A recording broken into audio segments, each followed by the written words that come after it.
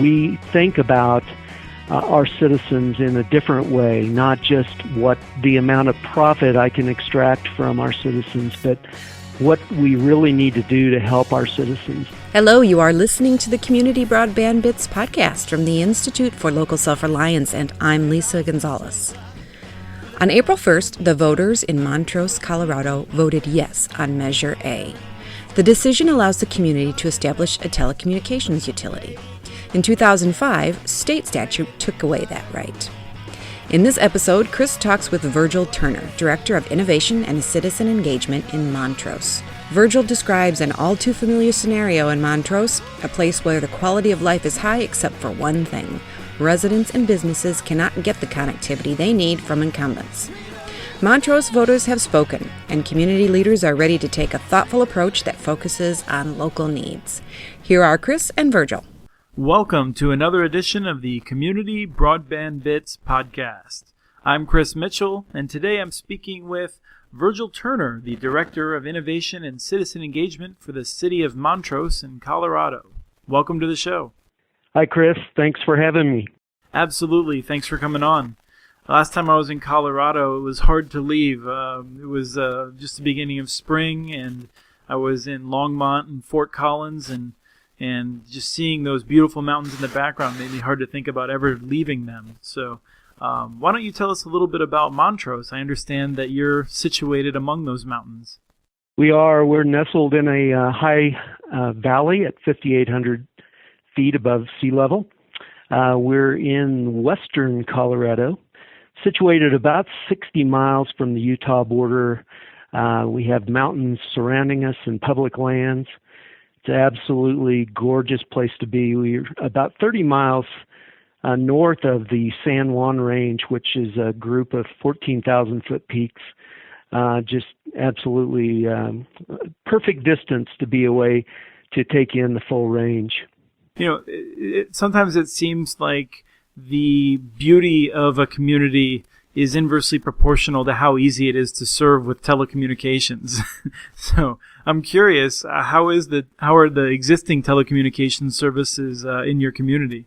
When I describe Montrose to someone that is out of the area, I try to paint a very pretty picture, but we do have one blemish in Montrose, and in my mind, that's inadequate broadband capability. We have two incumbent providers, CenturyLink and Charter, and we've seen very little innovation and capital improvement happening on those systems, even though we have been asking for, and they have, I have heard many people tell stories about placing orders for services that their marketing folks say that they can provide, but when it gets to engineering, for some reason, they're not able to fulfill those orders. So do you get a sense that both residents and businesses are not having their needs met? You know, I live right in downtown Montrose. Montrose has about 19,000 people, so we spread out over a fair bit of land, but I live probably about a quarter of a mile from our central office, and I have the benefit of having the fastest DSL that CenturyLink offers, and I'm getting about 12 megabits up, or 12 megabits down, and about, if I'm lucky, 1 megabit up. So folks that are using CenturyLink, that's something that I can use Netflix and things like that for it in my home, but it is certainly not what I would like to have, and I am one of the fortunate ones. When we get out to the far reaches of our city, CenturyLink, you're lucky if you can get 5 meg. Charter is a little bit better. 25 meg is what they're offering with their triple play service, but that apparently is a marketing term, because I've not heard of too many people actually able to achieve that, especially in the evening hours when the demand goes up. So, and businesses actually, in a lot of cases, is even worse. I have a business I've been working with. 40 employees, have actually 2 locations, one in Montrose, their headquarters here, and another location in California. T1 is about the best that they can get at that location, and they're right next to our airport, right in the hub, in the center of town. And so we have a real need here. The interesting thing is, if you read the op-ed pages in Washington, D.C., or probably in Denver, in many places, people would describe your community as served because you have DSL. It's for a number of people, it's in excess of what the FCC would define as the minimum basic broadband connection. You have a cable system, which yes is not very fast, but again, it's not the most awful thing ever. And so I think it's worth pointing out that in the eyes of official U.S. policy and what many people who are working for the cable companies, either directly or indirectly, are claiming is that you're a success story. How does that feel? It doesn't feel great. We've had this debate in Colorado over the last few weeks, especially. There's a bill going through our General Assembly right now, looking to reform the high cost fund, and in the definitions they talk about areas that are served and are underserved or not served at all, and they're using thresholds that, in fact, in the bill, I believe you're not eligible as a customer to receive any of the funding through this reform of the high cost fund if you have capability of 56 kilobits per second.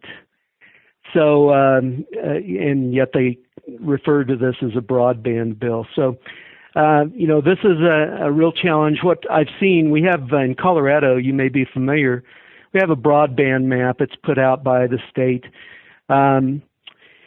Unfortunately, that broadband map, we get the data from that instead of by actual speed test. We get that data for that from the incumbents. They're self-reporting the level of service.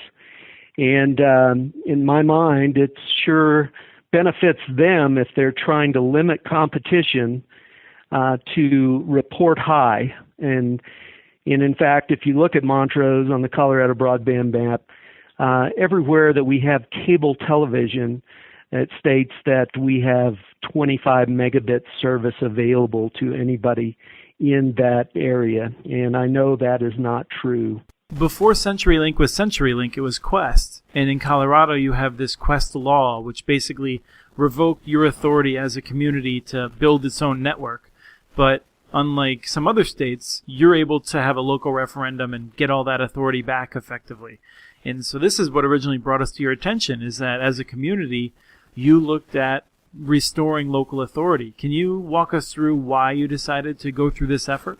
Broadband has been on our radar for some time, but our city council 2 years ago made it a priority for us.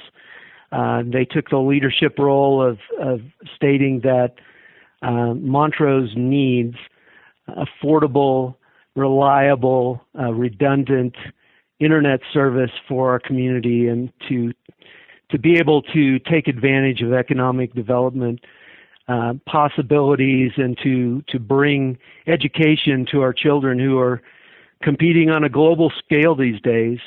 They felt that broadband was one of those things that was a blemish here. One of the things that we knew about Senate Bill 05-152, or when we started looking at broadband, we first started trying to figure out if there's some way that the city can be involved. And of course, this prohibition on municipal participation or competition in broadband was certainly a barrier to us. It prohibits communities in Colorado from even municipalities from even offering Wi-Fi service in their parks, things like that. It is a very stringent law that reduces competition, which gives the incumbents no incentive to put capital investment into our communities. And so one of the leaders in Colorado, Longmont, Colorado, in 2011, had a successful ballot measure which asked the citizens a single question: whether they are willing to allow the municipal government to compete in advanced telecommunications. And we placed that on the ballot for April 1st, and 74% of our citizens voted yes. That's quite a number. You, if I recall correctly, Longmont got something like 64 or 68%. So congratulations. Well, thanks. I think the people of Montrose have spoken that they are not happy with the current situation, and like cities have done for countless years, our citizens are looking to us to provide a level of service that they have grown to expect, with us providing streets and sidewalks and water, clean drinking water, and trash service. So those services that have traditionally not been a competitive private sector venture in rural America, I think municipal governments need to step in and try to figure out a way to do it. You've certainly stepped up to the task. What sort of plans does the city have now moving forward? Our immediate plans are to move forward on a feasibility study. We think that we know a lot of the answers, but if we want to move forward, we want to make sure that we're making the right decisions in creating the business model that will give us the highest level of success in Montrose. We've seen examples of very successful cities, Chattanooga, Lafayette, Louisiana, that have been leaders in this and have proven that municipal governments can do this and can be successful. We want to make sure that the business model that we choose in Montrose answers all of the questions that are going to come up in Montrose, and we understand what our market is and what our anticipated take rate should be for providing these services and what the services are. We're not sure whether our public is going to demand dial tone in their homes. We're seeing fewer and fewer people retaining their telephone systems in their homes. Not even sure if cable TV is going to be one of the things that we will be offering, since many people are moving to over the top of their to services that come in through their data channel. Those are some of the questions we want to ask and get good answers for, understand what our market is, what the public is going to demand, what our business sector needs. What I'd like to see is gigabit to the home. But I think our business sector, I don't want to limit them to gig. If they need larger bandwidth, we want to be able to be primed and ready to be able to provide that. So, that's what we want to hear. I don't want to limit myself to just a gig. That's a good marketing campaign. It sounds like all the options are on the table in terms of not just the what services may be delivered, but maybe even how they're delivered. Have you considered, or will you be considering, an open access arrangement, or have you decided that the city is going to take a role in ensuring that the services are delivered? Well, Christopher, just as you mentioned, I'm going into this. I think the city in general is going into this with all options open. We do have some great private sector, local companies that have been providing, filling the need, the demand that's out there. They have limited resources, but they've done a great job of helping those that just can't wait for the city to clear the hurdles ahead of it, to businesses that just can't wait. And so they have really filled the need, and we want to be respectful to what they've done. And I would love to see an open access network. I think that's that's the utopian idea. If we had an open access network that would pay for itself, I think that's the question. And that's part of what our feasibility study will really be trying to dive into. If we can show that we can make it work, I think that would be my preference. I'd like to see a network that within the context of our metropolitan area network, being able to allow connections to private sector cloud services that are located here in Montrose that wouldn't need to have internet access to be able to operate. So if there was ever a disruption in the internet, folks in Montrose could still, take care of business through cloud services if all of those resources were available on our network, and that's going to reduce costs for internet access. That's a really smart approach. The needs of having local data available in the event that you may have some outages that prevent you from getting out to the wider internet. And we've just seen this in other parts of Colorado with those horrible, the rainstorm, the flooding, the landslides. So I think it's a very smart approach. And I also just want to salute you for having an open mind in terms of looking at the business models that are going to meet your needs and not just coming in and saying, ideologically, we want to do X, Y, or Z, but having that approach of seeing what the community needs are and then figuring out the best way to meet them. I think that's really smart. So congratulations. I think as a municipality, we look at the world a little different than an organization that is run by stockholders. We're a service-oriented organization, and so we think about our citizens in a different way, not just what the amount of profit I can extract from our citizens, but what we really need to do to help our citizens. And I think having a municipal government involved in operation of a utility like this, and that's the way we look at this, I think is very beneficial for our citizens. This is what has distressed me with the states that have bowed down to the pressures to prohibit municipalities from moving forward in this effort. One of the things that we always come back to is that this should be up to the communities themselves, because you have the best knowledge of what the local challenges are and what the local assets are. So you should be deciding locally. Absolutely, and I think that's what our voters responded to when we were talking to voters prior to the election. We touted this as, or painted the picture that this is a local control issue. We should know best instead of the folks that are serving in Denver.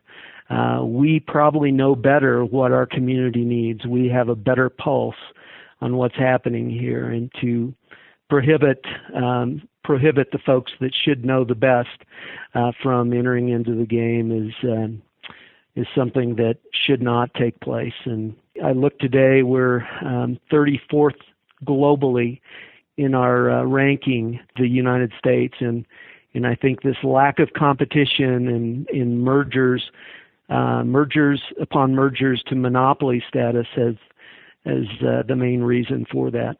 Absolutely, but you won't have to worry about that for much longer. Thank you for coming on the show. We look forward to learning more and seeing how you proceed. Thanks, Christopher. Be sure to visit muninetworks.org and follow the Montrose tag. As the community moves forward, we will follow their progress and report to you.